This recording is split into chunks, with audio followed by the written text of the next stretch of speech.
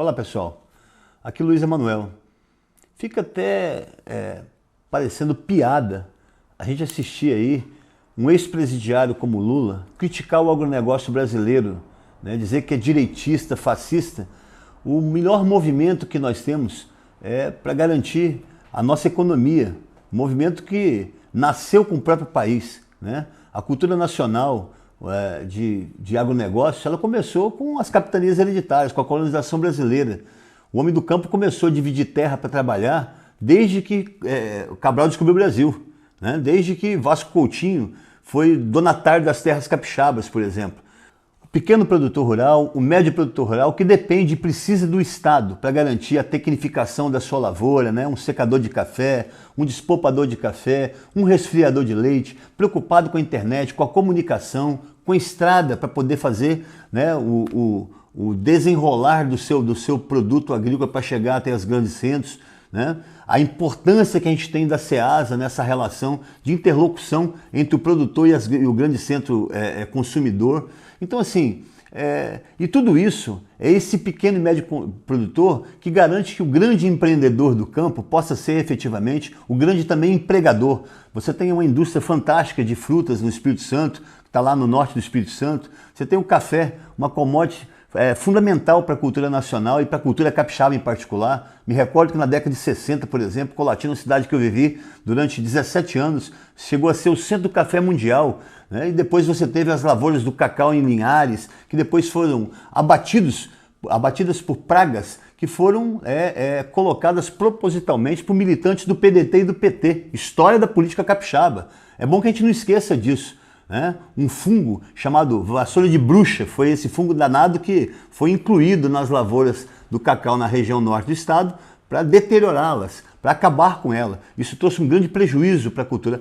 Isso, vou repetir, fruto de ação de militantes de esquerdas no Espírito Santo. Então hoje que nós precisamos fazer o quê? É garantir que essas políticas públicas que gerem riqueza para o interior do estado, que garantam subsídios ao homem do campo, possam ser efetivamente permanentizadas por quaisquer que sejam os governos que aqui aparecerem. E, naturalmente, nós precisamos fazer isso, fazendo isso, valorizar o trabalho do homem do campo para que a cidade possa respirar aliviada, quando o produto possa chegar à nossa mesa com qualidade, né, com condição de consumo necessária e a gente possa, então, nos tornarmos aquilo que o Espírito Santo foi vocacionado para ser, um estado rico em culturas agrícolas e em pecuária. O que mais me soa estranho muitas vezes é, por exemplo, ver o Lula criticando o desmatamento da Amazônia, né?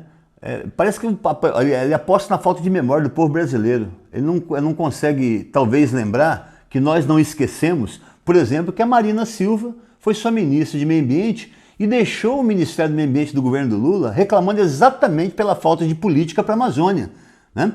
É engraçado que no governo do Lula, o Blairo Maggi chegou a ser ministro da Agricultura no governo do Lula. O Blairo Maggi, que é um dos maiores plantadores de soja do Brasil, né? Não obstante, nós reconhecemos o seu valor, mas fica parecendo que antes do Lula ou depois do Lula, qualquer coisa que tenha acontecido no agronegócio brasileiro tenha sido para a direita, para o fascismo. E ele, naturalmente, é um antipecador. Ele é, na verdade, o salvador da pátria. Ele é o pai dos pobres, quando, na verdade, nada mais passa de que um chefe de quadrilha que assaltou os cofres desse país e que faz da mentira a sua particular verdade, tentando enganar mentes e corações de pessoas nessas brumas que cobrem o processo eleitoral. Tenho certeza absoluta que o povo brasileiro não vai se confundir e não vai entregar ao Lula, mais uma vez, o bastão da insanidade, da inconsequência, da roubalheira e da absoluta tentativa de fazer desse país uma nova Venezuela, uma nova Nicarágua. Nós não permitiremos isso. Desde garoto, eu ouço uma frase que sempre me chamou muita atenção e ficou ricocheteando em minha mente. O Brasil é o celeiro do mundo. E é verdade, 1/3 da população do mundo depende hoje daquilo que plantamos no nosso território.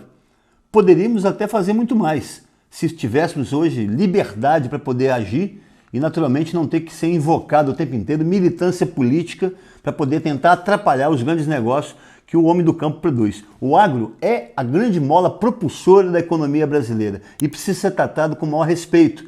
sabe, com políticas públicas nacionais, federativas que possam impulsioná-lo cada vez mais, valorizando o trabalho do pequeno produtor, do médio produtor e principalmente do grande empreendedor da terra, daquele que gera emprego, gera renda e que faz com que sejamos hoje autônomos praticamente em todos os níveis de agricultura, ok? E mais, vamos pensar um pouquinho na Amazônia. A nossa mata ela é absolutamente resiliente, foi resiliente durante toda a sua história. Nós precisamos explorar um pouco mais tudo aquilo que o subsolo nos oferece, naturalmente respeitando todos os espaços que tem o crivo ambiental que necessita ser respeitado, mas o potássio que está sobre o nosso subsolo, o ouro, o nióbio, né, todos os fertilizantes que nós precisamos estão tudo dentro do subsolo da Amazônia.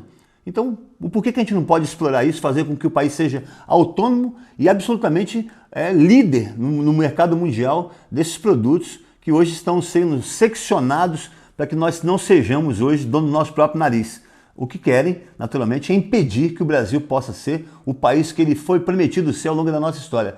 A maior economia do mundo e absolutamente livre de qualquer detenção de resistência por parte daqueles que tentam construir e dominar sobre aquele território que nos pertence.